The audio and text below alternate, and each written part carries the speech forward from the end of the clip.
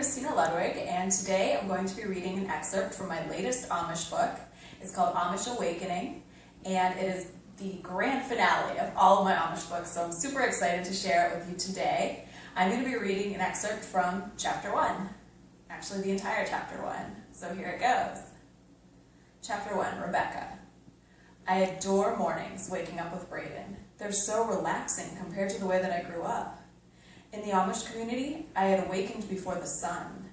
I would slip into my scratchy Amish dress, struggling to fasten the pins in the darkness, and then I would stumble downstairs to use the outhouse and wash at the pumps before beginning my long day of chores. In the city, however, things are different. Braden and I set the alarm for 7:30 when the sunshine is already streaming into the windows of the little 2-bedroom apartment we share. Braden kisses me, slowly arousing me from sleep. We generally snooze the alarm for 5 extra minutes, during which time we snuggle and doze. And then, all I have to do is saunter down the hall to use the bathroom and take a proper shower. There are no eggs to be gathered, cows to be milked, or large family breakfasts to be cooked. There's just Braden and me, eating cereal from a box and brewing our coffee in seconds. This morning, however, is different. Finals have just finished, and we still have a week before we begin our internships. Therefore, there is no alarm, and we're planning to sleep late every day until next Monday. I roll out from under Braden's arm and glance at my phone, which sits on the bedside table. It's already 9:30. I yawn lazily and turn back toward Braden, nestling into the crook of his arm. Seconds later, my phone starts vibrating. The number, strangely enough, belongs to the Greater Pittsburgh Veterinary Center, where Braden and I are slated to intern. I hop out of bed and snatch up the phone, snapping instantly awake as my mind bubbles over with questions. Did I mix up the dates? Was I really supposed to start today instead of next Monday? Hello? I ask, my voice coming out breathless and panicky. Braden stirs lightly, mumbling in his sleep, and I scramble out of the bedroom, shutting the door softly behind me. I pout at this unwelcome intrusion to my morning. I should be sleeping too, and now I'm full of nerves and adrenaline. I probably wouldn't be able to sleep again if I tried. Hello, this is Penny Getty from Greater Pittsburgh Veterinary Center, calling for Rebecca, says the perky voice on the other end of the line. Speaking, I reply curtly.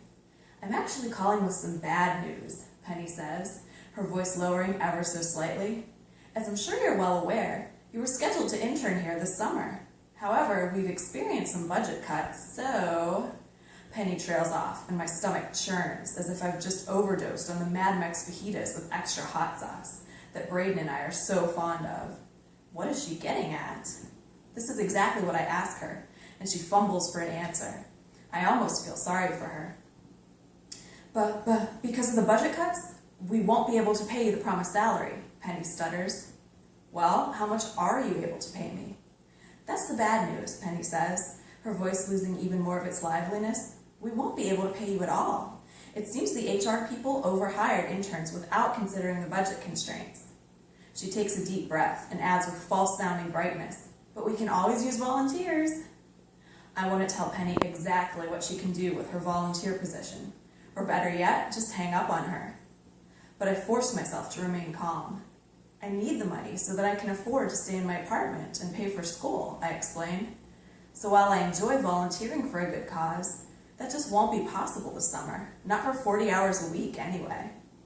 Oh, I understand, Penny says. So I guess we'll just scratch you from the roster. Wait, I interrupt. Why am I the one being scratched? Have you canceled out on any of the other interns? Yes, we've had to relinquish the internship from all 3 of the sophomores. We figure you have the most time until graduation, so it's the fairest way to do it. I apologize. I block out the rest of Penny's annoying apologies and useless explanations. No matter what she says, I know the truth. There's nothing fair about this at all. When she finally finishes talking, I say, well, it sounds like I have no choice. I will have to find something else. Thanks for your call. I hang up and sink into one of the bar stools in the kitchen, lowering my head into my hands. No summer internship means no money. And I'm paying for my half of the apartment and my college tuition all by myself. Of course I have some savings, but that's only enough to pay this fall's tuition, not all my other expenses. What am I going to do now? So that is the end of the excerpt. I hope you enjoyed it, and if you did, be sure to download it on Amazon Kindle. Thanks so much for watching, and have a great day.